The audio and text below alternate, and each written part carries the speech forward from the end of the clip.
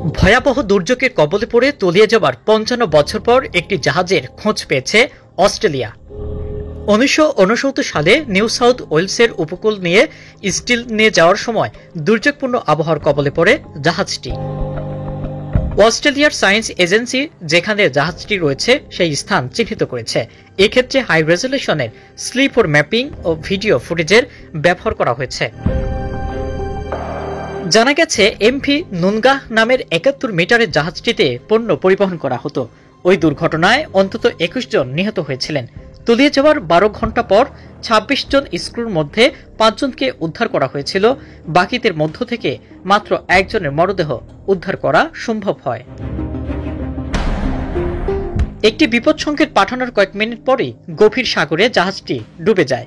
দুর্ঘটনার পর Royal Australian Navy, destroyer, minesweeper plane, helicopter ও অন্যান্য বেশ কয়েকটি জাহাজ দিয়ে ব্যাপক অনুসন্ধান করা হয়েছিল। পরে বাকি ক্রু ও জাহাজটি সম্পর্কে আর কোনো খোঁজ পাওয়া মেলেনি। তবে এবার জাহাজটির রহস্য উদ্ঘাটন করতে সক্ষম হল দেশটি। সিডনি থেকে প্রায় ৪৬০ কিলোমিটার উত্তরে সাউথ ওয়েস্ট রকমের উপকূলীয় স্থানীয় কয়েক বছর আগে একটি ধ্বংসাবশেষ দেখে কর্তৃপক্ষকে এর স্থানাঙ্কের কথা জানিয়েছিলেন।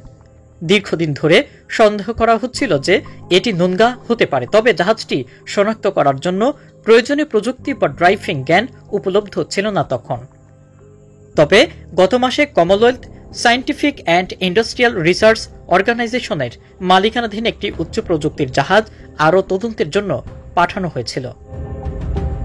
সিএসআইআরও জানিয়েছে সমুদ্র পৃষ্ঠের ১৭০ মিটার নিচে অক্ষত অবস্থায় একটি জাহাজের সন্ধান পাওয়া গেছে, যা হুবহু নুনগাহের সঙ্গে মিলে যায়।